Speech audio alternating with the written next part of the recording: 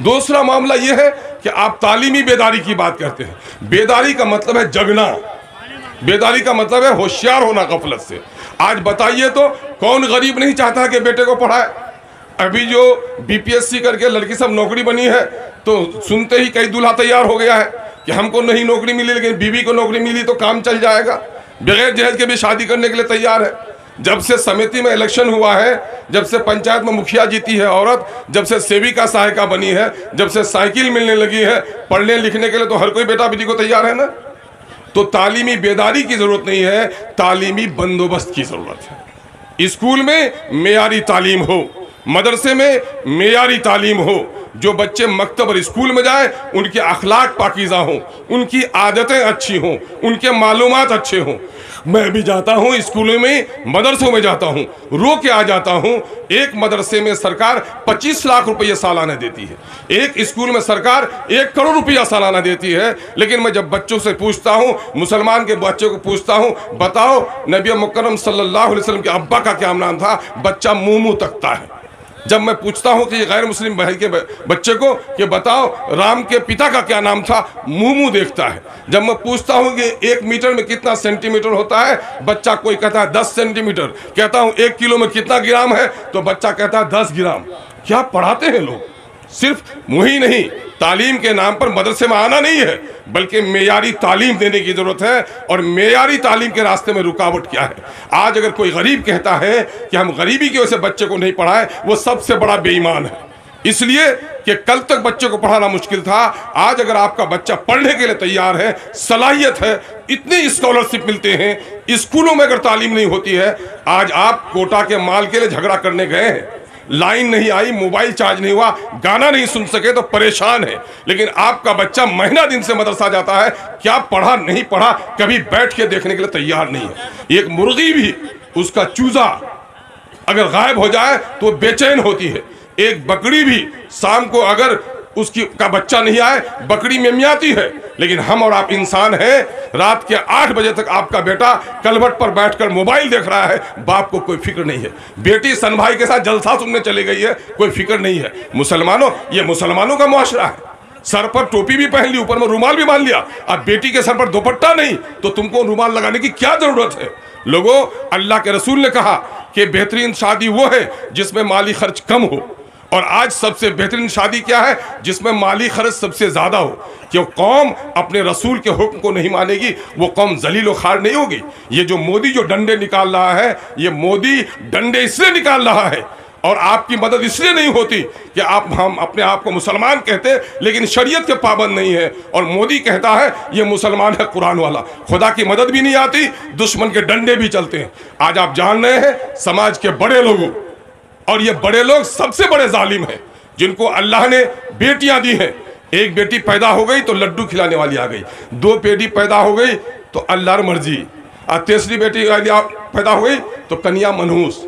और शौहर तो शौहर, सास और ननद देखने के लिए तैयार नहीं है ऐसी दुल्हन को जिसकी 3 बेटी पैदा हो गई। ईमानदारी से बोलो, कई बूढ़े लोगों को देख रहा हूं, जब कोई बुढ़ा बीमार होकर बिस्तर में रहता है, अगर वो किसी मौलवी की बेटी को लाया है, किसी हाजी की बेटी को लाया है, बहुत साफ भी करती है, अगर कपड़ा बहुत नेक भी है, एक हाथ नाक में है, दूसरे से कपड़ा धोती है। लेकिन मेरे भाइयों, बेटी वो होती है जो जाड़े की ठंडी रात है, बुखार है उसको, लेकिन माँ बाप अगर पाखाना पेशाब में सना हुआ है तो वो बेटी इबादत समझकर उसके कपड़े को धोती है। ऐसा करती या नहीं करती? लेकिन आज उस बेटी की पैदाइश पर सब लोग परेशान हो। आपने देखा होगा कुतिया बच्चे देती है, कितनी देती है? 5-7 देती है। लेकिन किसी कुतिया को अपने बच्चे को मारते हुए देखा? जब कुतिया बच्चे को दूध पिलाती है दुबली हो जाती है, उसकी पसलियां नजर आती, लेकिन कोई कुतिया अपने बच्ची को नहीं मारती, अपने बच्चे को नहीं मारती। लेकिन आपको पता है आपके बस्ती में कितने लोगों ने माँ के पेट में बच्चे को मार डाला? आपको पता है कितनी बेटियां गैरों के साथ भाग गई? आपको पता है कितनी बेटियां शादी से पहले माएँ बन गई? आपको पता है अपने जालिम बाप और समाज के जालिमों की इज्जत बचाने के लिए कितनी बेटियां हैं जवानी के नशे में पांव फिसल गए, खुदकुशी करके मर गई, कोई जहर खा ली, कोई लटक गई? ऐसा है या नहीं है? ऐसा क्यों है? नबी मुकर्रम सल्लल्लाहु अलैहि के पास एक शख्स आया और उसने कहा, खुदा के रसूल, मैंने बड़ा गुनाह किया है, क्या खुदा मुझे माफ करेगा? कहा कि तुमने क्या किया है बताओ? कहा कि अल्लाह के रसूल, मैंने बड़ा जुल्म किया है। कहा क्या किया है बताओ तो सही। कहा कि अल्लाह के रसूल, मेरी बस्ती में बेटी को कोई जिंदा रहने नहीं देता था, मैं परदेश गया और मेरे घर में बच्ची पैदा हो गई और मेरी बेटी ने उसे नहीं मारा। मैं इत्तेफाक से परदेश से घर आया तो घर में बच्चा नहीं देखा, तो मुझे लगा कि बेटी पैदा हुई होगी, मार दिया गया होगा। लेकिन मैं जब बस्ती में फिर रहा था तो देखा एक गली में एक बच्ची को, बड़ी प्यारी सी बच्ची। तो मैं घर में आके बोला कि बस्ती में तो कोई बच्ची को रहने नहीं देता, ये किन की बच्ची है जो रह गई है। तो बीवी ने कहा कैसी लगी वो बच्ची तुमको? अरे बड़ी प्यारी। कहा कि तुम्हारे घर में ऐसी बच्ची हो रहती तो तुम जिंदा रहने देते? कहा अरे ऐसी प्यारी बच्ची अगर होती तो मेरे घर में रहती तो मैं भी जिंदा रहने देता। बीवी ने कहा शौहर मुझे माफ़ करना, वो जो बच्ची तुम गली में देख रहे हो किसी और की नहीं, तुम्हारी ही बेटी है। तुम्हारे गायबाने में बेटी ने जन्म लिया था, हमने मोहब्बत से उसको पाला है। तुम्हारे आमद की खबर सुना कि बेटी को देखकर रंजीदा हो जाओगे, मैंने बेटी को पड़ोसन के यहाँ भेज दिया है। अगर तुम खुश हो तो मैं बेटी को लाऊं। ए अल्लाह के रसूल, मेरी बीवी बेटी को लेकर आई, मैं उसे गोद लेता, मैं उसे चूमता, बच्ची भी मुझसे बहुत प्यार करती थी।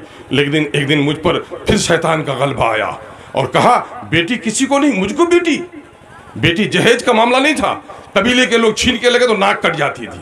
मुझको बेटी, कबीले में लड़ाई हुई, छीन गई बेटी, इज्जत लुट जाएगी, नहीं रहने दूंगी जिंदा बेटी को। मैं एक दिन बेटी को लिया अल्लाह के रसूल और अपने झोले में अपना कुदाल भी ले लिया। मैं बस्ती से बाहर निकला, जब गुराने में गया तो मैं गड्ढा खोदने लगा। धूप तेज थी और मेरा पसीना बहने लगा।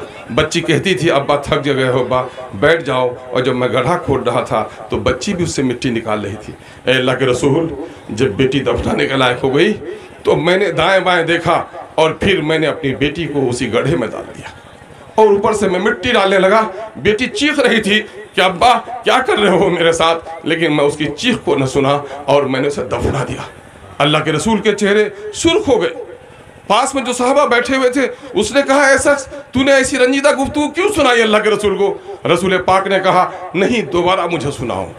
और उस शख्स ने दोबारा सुनाया और आप सल्लल्लाहु अलैहि वसल्लम ने उसको तौबा करने की तलकीन की और कहा जहालत के गुनाहों को अल्लाह माफ़ करेगा, तुम कलमा पढ़ो।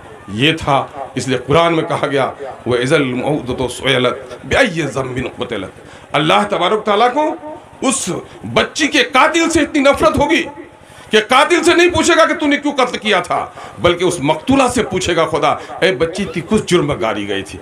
आज जो ये बेटियां मर रही हैं, यकीनन है दौलतमंदों, नौजवानों, तुम्हारे गैरत की कसम, तुमने अगर जहेज लिया तो हराम के नवाले उठाए। और जो शख्स ये कहता है कि नबी ने जहेज दिया वो इल्जाम लगाता है।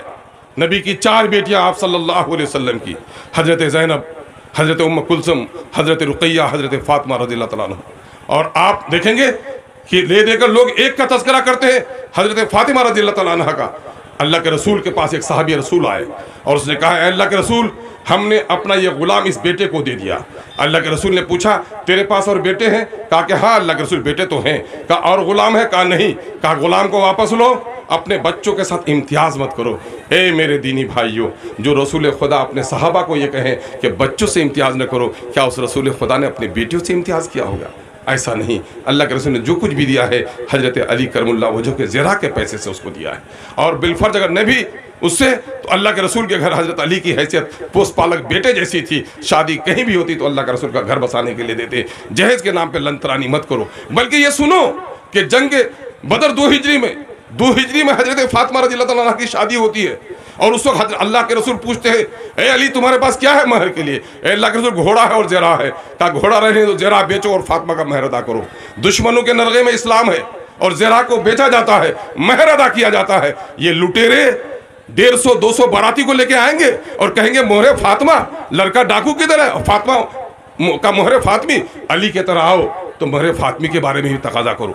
लोगों हमने उलमा से सुना है, तस्दीक करेंगे उलमा कि बारात के खाने को दुरुस्त नहीं समझा जाता। और बारात अल्लाह के रसूल नहीं गए, अल्लाह के सहाबा नहीं गए, अल्लाह की बेटियों की कोई बारात नहीं आई।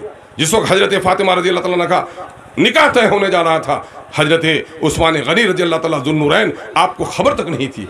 और आज मुसलमानों बेटियों के नाम पर ये शादी के ये जहेज की नुमाइश, बेटियों को तरके से महरूम करते हो और बेटी को शादी के नाम पर इतने जेवरात देते हो, गाड़ियाँ देते हो। अमीरों की बेटियों की शादी के इतने खर्चों की वजह से गरीबों की बेटियों की शादियाँ नहीं हो पाती। ये गरीबों की बेटियों की शादी नहीं होने की वजह से जो भी बुराई समाज में फैल रही है, ये समाज का अमीर जिम्मेदार होगा।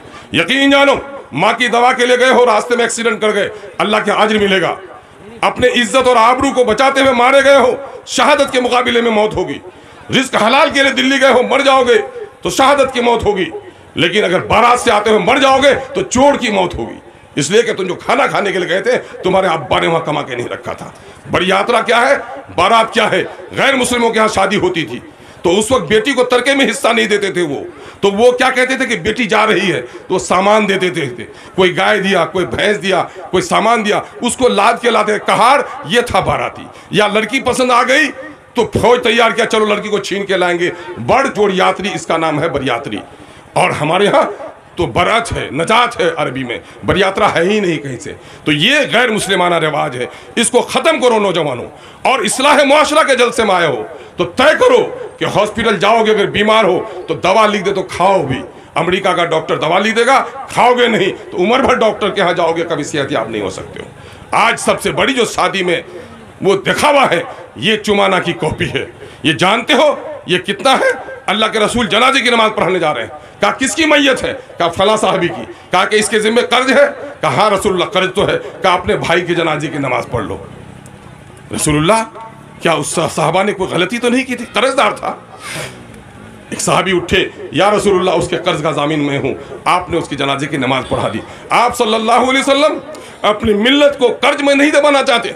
अल्लाह के रसूल की हदीस है जिसका मफहूम है कि एक शख्स को अल्लाह जिंदगी अता करेगा, शहीद हो जाएगा, फिर जिंदगी अता करेगा, फिर शहीद हो जाएगा, जिंदगी अता करेगा, फिर शहीद हो जाएगा, लेकिन उसके जिम्मे किसी का कर्ज हो, इस शहादत की वजह से वो नजात। बहुत बहुत शुक्रिया दोस्तों, आपने फुल वॉच पूरा वीडियोस देखा और वीडियोस आपको पसंद आया होगा। पसंद आ जाए तो अपने दोस्तों में ज़रूर शेयर करें और लाइक करें, सब्सक्राइब करें और मेरी हौसला अफजाई फरमाएं। शुक्रिया, जज़ाकल्लाह। अल्लाह तबारक व तआला आपको दोनों जहान में कामयाबी अता फरमाए, शाद व आबाद रखे। फिर मिलते हैं नेक्स्ट वीडियोस में और एक अच्छे और शानदार वीडियोस आपके लिए लेकर हाजिर होऊंगा। तो इजाज़त दीजिए, फिर मिलते हैं दूसरी वीडियोस में। अस्सलामु अलैकुम व रहमतुल्लाहि व बरकातुहू।